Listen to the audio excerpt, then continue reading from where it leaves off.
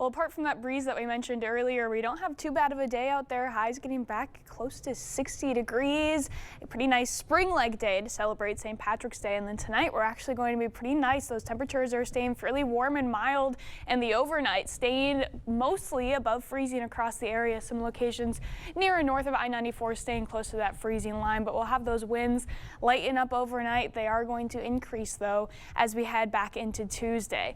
As we go into the afternoon, we'll still see temperatures getting warm again above normal, a little bit cooler than we saw today. Areas south of I-90 maybe staying close to, if not a degree or two above 60 degrees. Sharp cutoff though with those temperatures for areas north of I-94. We have some colder air slowly making its way in as we go into tomorrow. It's going to make it to those northern areas a little bit sooner, really going to cut off that warming that we get during the day. So highs staying in the upper 40s for some locations very far north into Rusk County. Eau Claire possibly staying right near 50 degrees.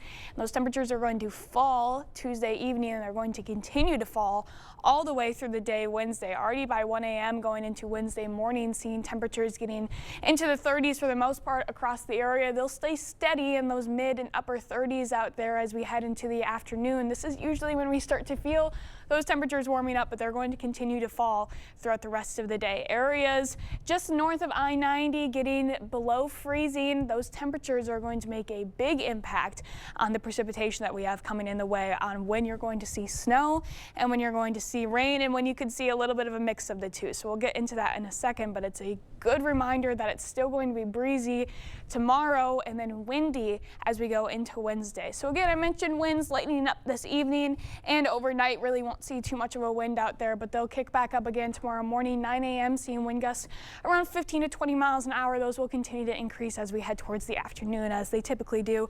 Not as breezy as we saw today, seeing those gusts around 20 to 25 miles an hour, but they'll continue to increase and they'll stay steady throughout the evening, not really lightening up at all, and they'll actually be increasing as we go Tuesday overnight into Wednesday simultaneously while we have this system coming in. We could see some light snow or scattered showers very early in the morning Wednesday. However, that main body of the snow really isn't coming in until the morning hours. Seeing that first line of flurries get to Eau Claire around 9 a.m. Areas south of I-90 likely seeing it start as rain to start in the morning.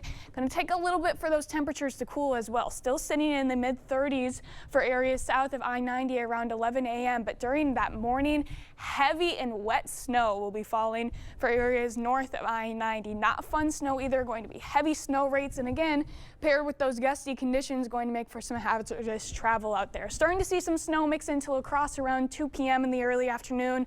You'll notice some of the more southern counties like Crawford and Richland County really not getting that snow until supper time, so that's really going to decrease those snow amounts for the areas that far south.